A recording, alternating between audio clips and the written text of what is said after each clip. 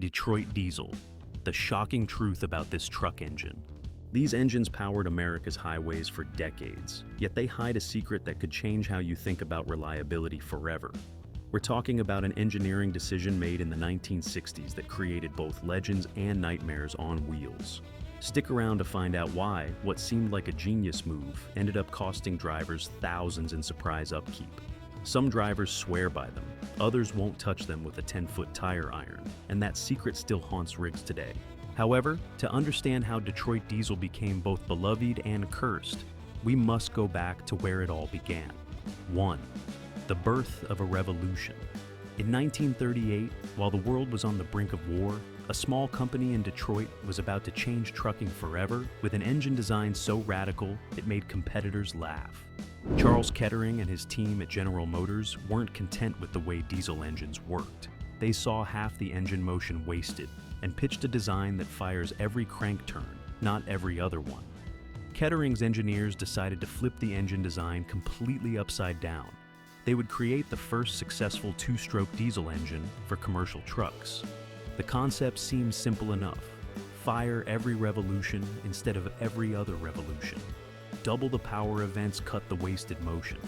But the trucking industry wasn't exactly rolling out the welcome mat for this revolutionary idea. Established manufacturers called it a gimmick that would never work in real-world conditions. Dealers were hesitant to sell engines they couldn't explain to customers.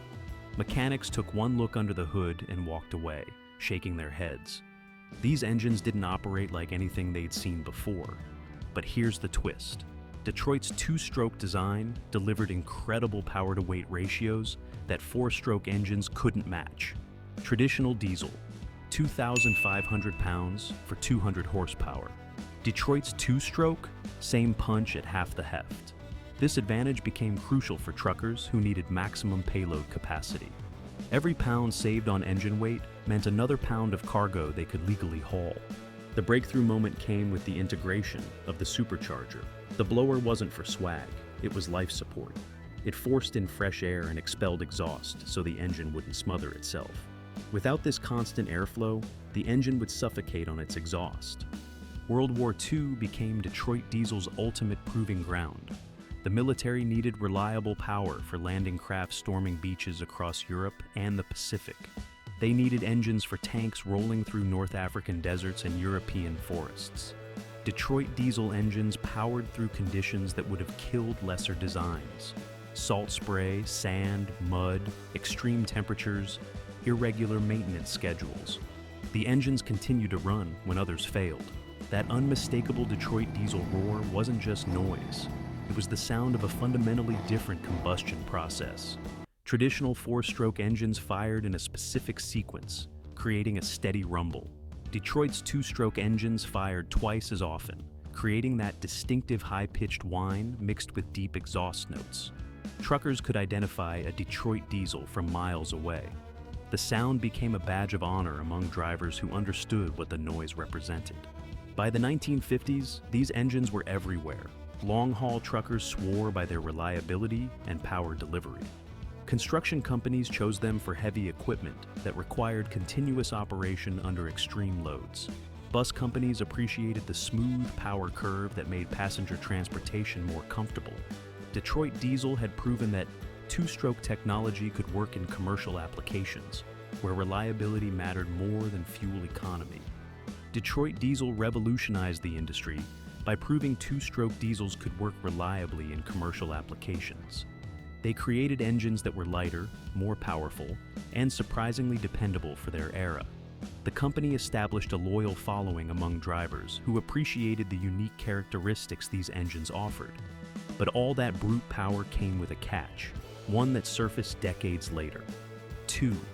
The double-edged sword of engineering. The engineering reality was stark. Detroit's two-stroke architecture needed oil in the combustion chamber. That meant burning gallons where other engines used quarts. Here's what Detroit diesel salesmen never mentioned in their pitch. These engines were designed to leak oil, and that wasn't a bug. It was a feature. This wasn't some manufacturing defect that slipped through quality control. Detroit engineers specifically designed these engines to burn oil as part of their regular operation. Detroit's two-stroke design required constant oil circulation through the cylinders for lubrication. Traditional four-stroke engines keep oil separate from the combustion chamber, using piston rings and valve seals. Oil stays in the crankcase, doing its job without getting burned. But Detroit diesels operated completely differently.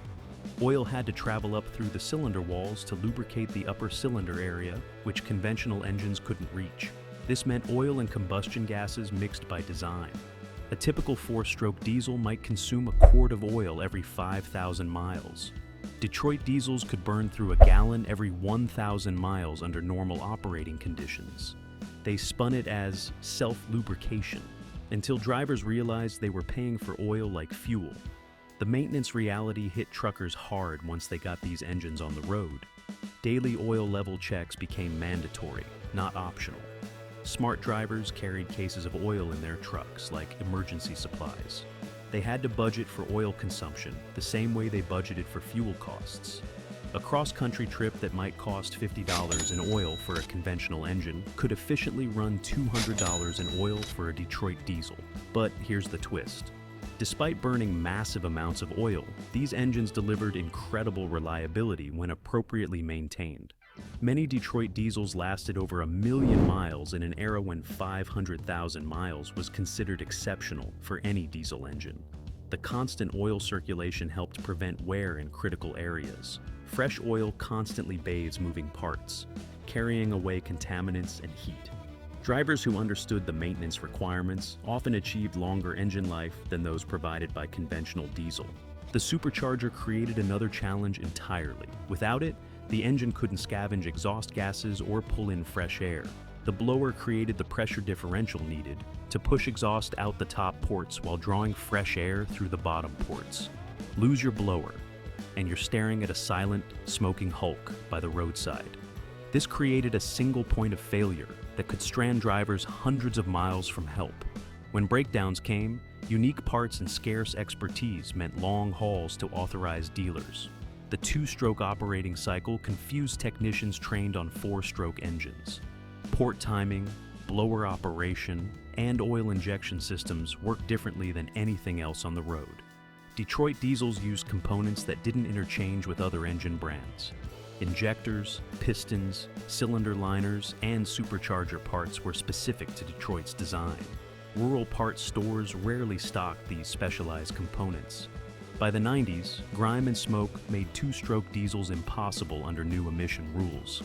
The constant oil burning created visible exhaust smoke that new environmental standards wouldn't tolerate. Regulations designed for four-stroke engines put Detroit's two-stroke design at a severe disadvantage. Detroit had created engines that were simultaneously brilliant and flawed. They delivered unmatched performance while demanding constant attention and resources from their operators. The same features that made them powerful also made them expensive to operate and difficult to maintain. This engineering legacy would shape how the industry viewed innovation itself. Today, Detroit diesel engines represent bold engineering experiments that pushed boundaries while teaching the industry valuable lessons about innovation and the importance of compromise. These engines proved radical design could work in commercial applications while revealing the hidden costs of breaking from established standards. Their legacy lives on in modern engine technology, which borrows successful concepts while avoiding problematic trade-offs. What's your wildest Detroit diesel story? Drop it in the comments. Let's hear the best and worst. If you got a kick out of this deep dive, hit subscribe for more hardcore trucking tales. Smash that like button if you learned something new.